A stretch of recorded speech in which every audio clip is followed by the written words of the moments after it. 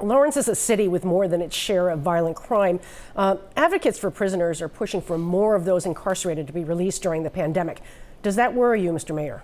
No, I think, I stand both with D.A. Rollins and with Commissioner Gross in that people who are in jail because they can't make bail and they're not, violent criminals, those people probably should be find their way out of the system.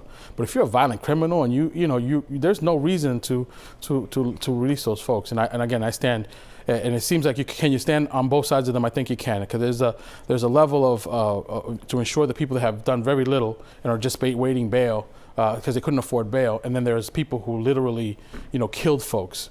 And so I stand with both of them. And have you seen very many people from returning to your community that fall into the first category? I think that we have had no issues in the jails that service Lawrence. The sheriff up there is very good, and matter of fact, some of those people are actually pretty safe because the number of people in those jails were very low.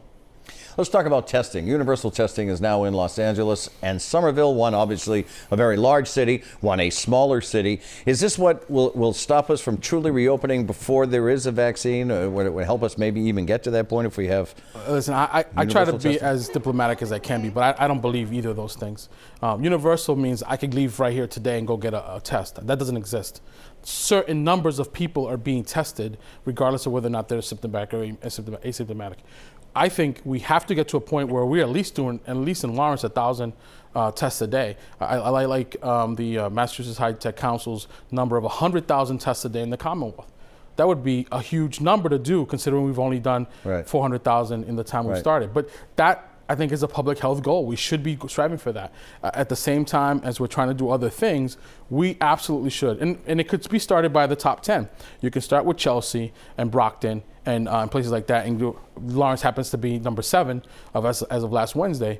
And focus the universal testing in those places, because those people are also out causing community spread. So as we mentioned, you're on the advisory board, and a week from tomorrow is the next deadline. 8 days. Yeah. What's going to happen? Look ahead. Look into the crystal ball. Listen, are things going to open up on May 18th? Some things. I think the date is the day that the report is due. Every day we thank for the leadership that we have in the governor, the leadership we've had in Mayor Walsh.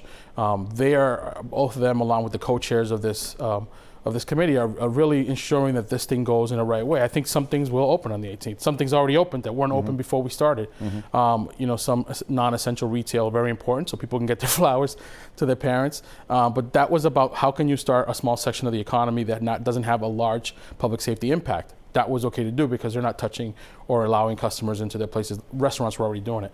So I think that some of that thing is going to happen. Are we going to get it all right on the 18th? And as we go forward, I just caution people to have a little bit of patience on this. No one has ever done this before.